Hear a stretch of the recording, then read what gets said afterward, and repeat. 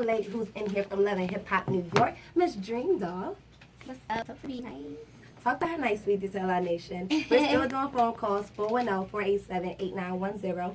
So we just going to go back into it. So as we know, it's a little girl drama going on with you and the other Gwen and Princess, Miss MARIAH LYNN. In the beginning of the season, y'all start off to be pretty cool. Y'all seem to be pretty tight. So what happened?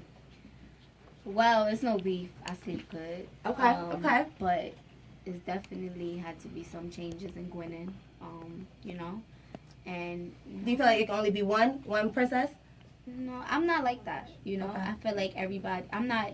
Self has other artists. You know, I'm not like, oh, I need more attention. And this person, I'm just doing my music, and it's not my fault if he pushes one more than the other. At the end of the day, he's a businessman, so he's gonna make the business decisions.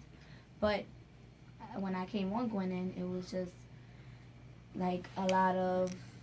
Like, I don't know, maybe it's just attention. You feel like it was some type of envy? Like, I don't know, when you're the only lady or whatever, else it's just like, you're going to always feel like that, and it is what it is. I'm not, we're in different lanes, period. Okay. That's more story. Okay, more to the story. So, you watch Love and Hip Hop, though, you'll definitely tune in episode 9, period.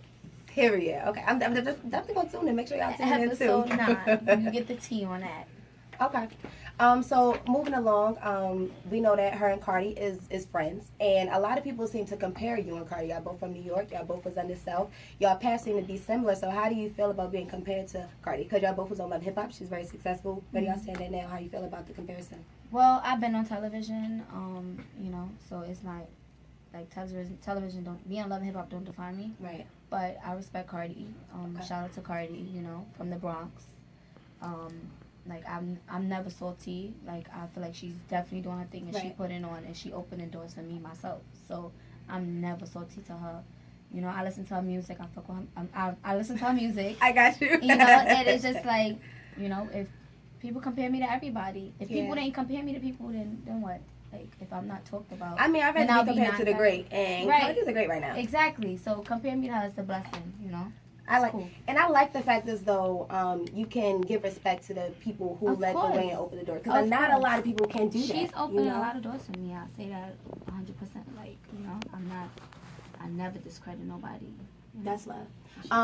So before I get into my next question after this, do you consider yourself a role model or a figure that other women can look up to? Of course. Okay. So beginning of, I'll say February, I had about 200,000 followers, 300, and now I have 912,000. I'm about to hit 1 million. So clearly, and it's 59% of my followers are women. So it's like, you know, I inspire a lot of women, you know, and regardless if people say I don't, I still know I am, and that's why going forward I make decisions that I make, and I will not stop climbing, because the same way I made it here, every girl that came from my struggle, or every female, any female that's, you know, upcoming, they can make it here too. Like, it's all about not going to sleep and keep working. It's all about working. It's all about networking. And I didn't know I would be here last year. I didn't know I would ever be a Love and Hip Hop with my own storyline. I never knew that, you know. That's cool. So I asked that question, do you consider yourself a role model? Because I've seen, like, and like you said, you definitely have grown up from the Bad Girls Club, but I've seen you in action and how some of your ways can come off as a bully, you know? So, and bullying is really, it's happening a lot with children nowadays, especially in the school system. Like, children are killing themselves. So, due to, like, some of your actions, how you have act on television and stuff, based on what you've learned, what can you tell to the bully or to someone who's being bullied, you know, in school right now? Well, like I said, when I was doing a TV show, I didn't think about my actions. Right. When I watched it for the first time in that hotel room, like, I broke down, like, my sister's gonna see this. My brother's gonna see this. At no time is it okay to bully anybody. You know, at the end of the day, I get bullied on a daily basis. Right. And it's like, it's okay, though. Everybody thinks it's okay because, like, the bully is bullying. Like, we're bullying the bully, when cyberbullying is not okay.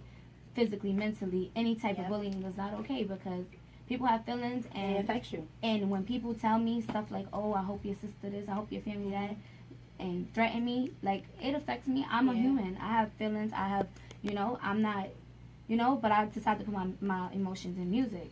But it's like, it's not okay. We're actually starting a anti-bullying foundation right now. I love that. As we speak. Okay.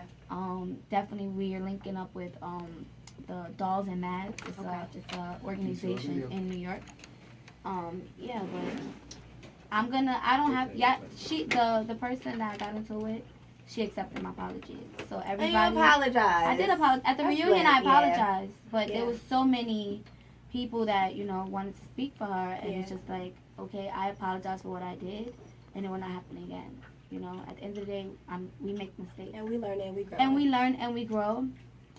And I'm way past that. And going forward, I'll just show people. Like, that's what I'm all for, showing. I said I couldn't do it.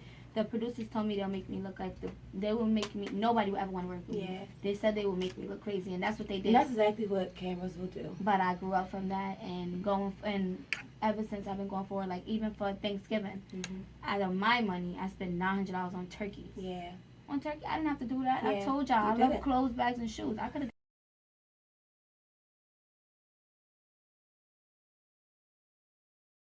Hey, what's up, y'all? It's Dream Doll, and I'm checking in with my girl Raven at theravenparis.com. Okay, talk to me nice.